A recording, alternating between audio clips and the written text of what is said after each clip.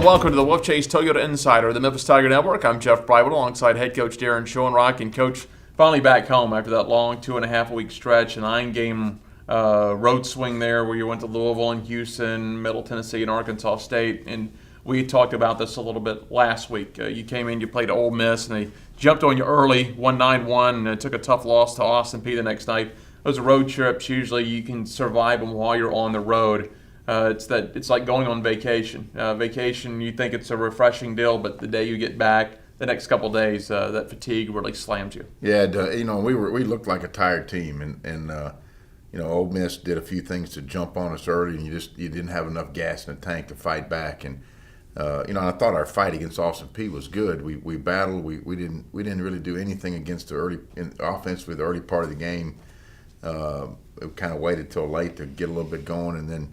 What we're searching for now is the right moment to get our starters out of the game, to go to a bullpen that's been very good in the past, and it has found ways to give up runs late. So that's what happened Tuesday. We're close, and the road effects were obvious in those two games, and now we're thankful to be back home. We talked so much about defense this year. The bullpen this year and the pitching staff, a little bit obviously a lot different than last year. Last year was a strikeout pitch staff. This is a contact pitching staff, so it really kind of magnifies what the defense does. You really have to play pretty good defense to be successful. Yeah, you do, and we got to find some guys to come out of the bullpen to get the ball on the ground. Mm-hmm. And I like our double play combination. With two seniors, we're playing up the middle, and and we're okay there if we can get balls on the ground. We're having a hard time getting balls on the ground. We're giving up too many hits and fly ball, sac flies. And we're looking at a lot of the inherited runners.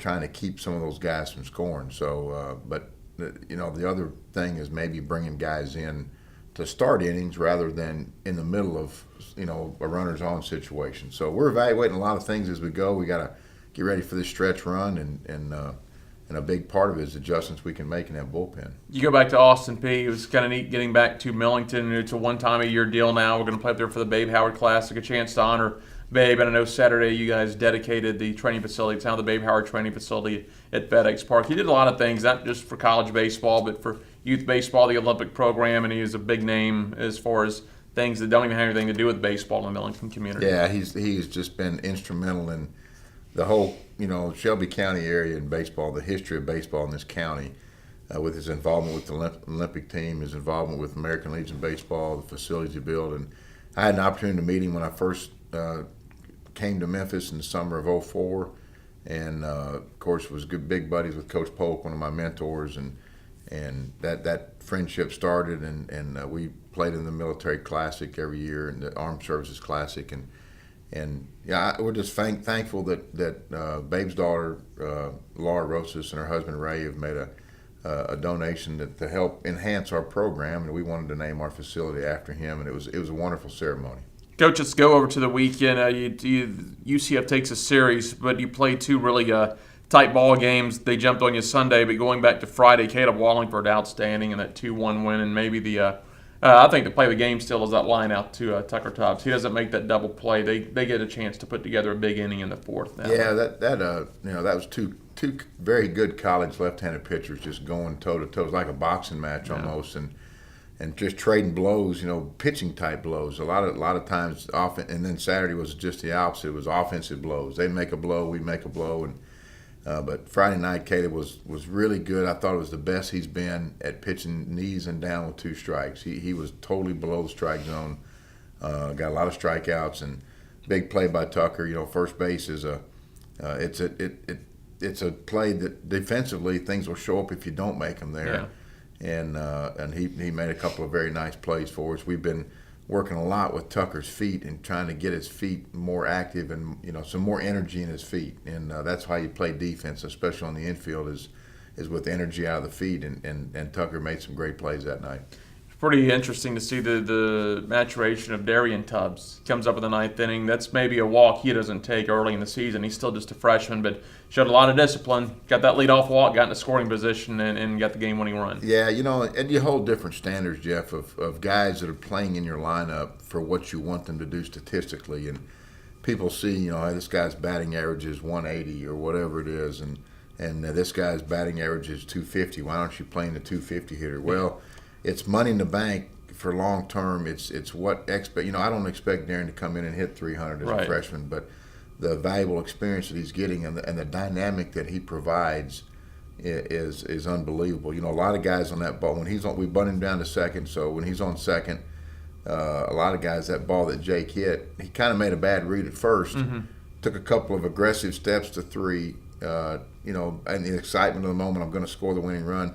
Then it's like, the ball might be caught. So here I am 20 steps off a second with momentum going back to second, and then he still had the speed to score. Very few guys in our dugout had the speed to score on that play. So makes a bad read, but has the ability to overcome it with pure athletic ability.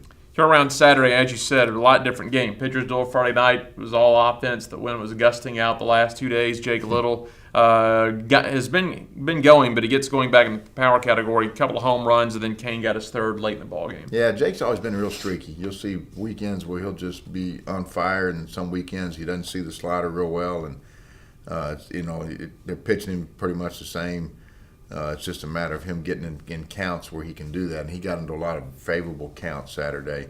Kane's starting to come. The adjustment from junior college to this level is huge, and it's a lot larger than people can imagine, and from high school you can imagine. But Kane's starting to figure it out. He's starting to get kind of a little conscious thoughts of how he's being pitched. It's all about commanding the strike zone as hitters, and it's making guys get in the zone. And both those guys, when you see power numbers go up, that's normally what happens, is they're making guys get work into their counts. Coach did nothing on Sunday. Colin hung in there for a while till they hit that 3-run homer and opened it to a 6-0 ball game. He went that long outing against Louisville last week. Not sure if that plays any effect in that ball game Sunday. And then their guy gets a spot start. That's the second week in a row we've seen a guy get a spot start and have a really good game. And it's hard to play against those guys because you don't really have much of a scouting report on them as far as what they're going to do if they're in a starting role. Yeah, I think what happened is they earned their first 2 runs. They manufactured. They got a leadoff guy on. They move him over. They safety squeeze one of them in. So the 2-run inning, okay, they earned that. Then we get 2 quick outs in the 4-run inning, and then it's double squibber hit that kind of squibs away, a spinner type hit that found a hole, and then the home run.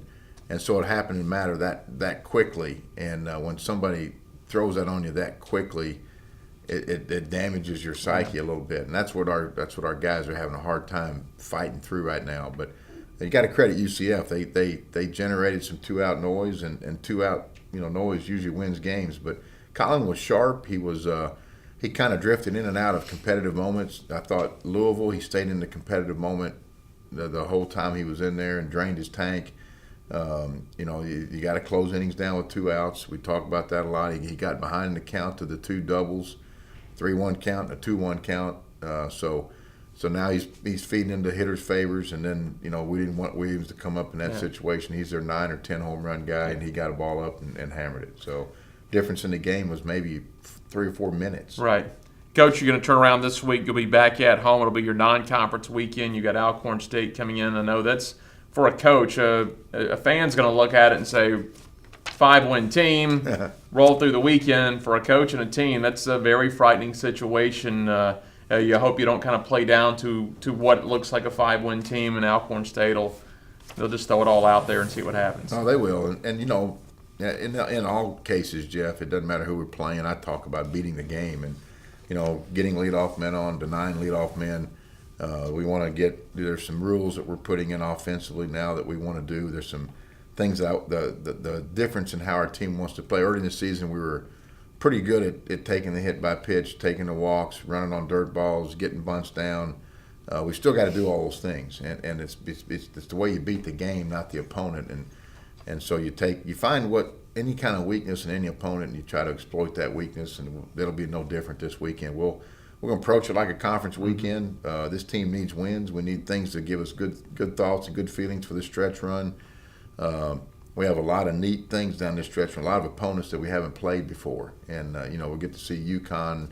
We'll get to see Rutgers. We'll get to see Cincinnati. We'll get to see things that we haven't seen. So some exciting things down the stretch, and it starts with this bye weekend with Alcorn. And then next Tuesday, you'll go up to Jackson. First time in a few years we've been up to Jackson. We'll face Vanderbilt. We faced them there, I believe, in 2008 or 2009. So we'll get to see Vandy up in Jackson. Good little deal you got going. So neither team in the midweek has to take the full 3.5 hour bus ride. Yeah, that's Coach Corbin and I are good friends. Go way back to his days at Clemson and my days at actually Kentucky and Georgia.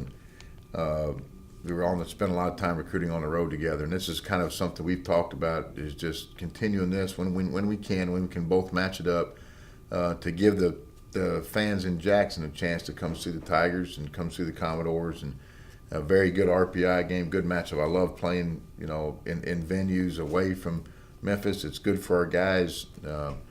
Very short trip for us, actually a little shorter trip for us than it is for Vandy, and a quality opponent that'll challenge you like I want to. They'll look for chinks in your armor and try to exploit any weakness that you show, and I love playing those teams. All right, Coach. We'll see you first of all out at FedEx Park this weekend. Thanks, Jeff. As head coach Daron Schoenrock, I'm Jeff Brightwell for the Wolfchase Toyota Insider on the Memphis Tiger Network.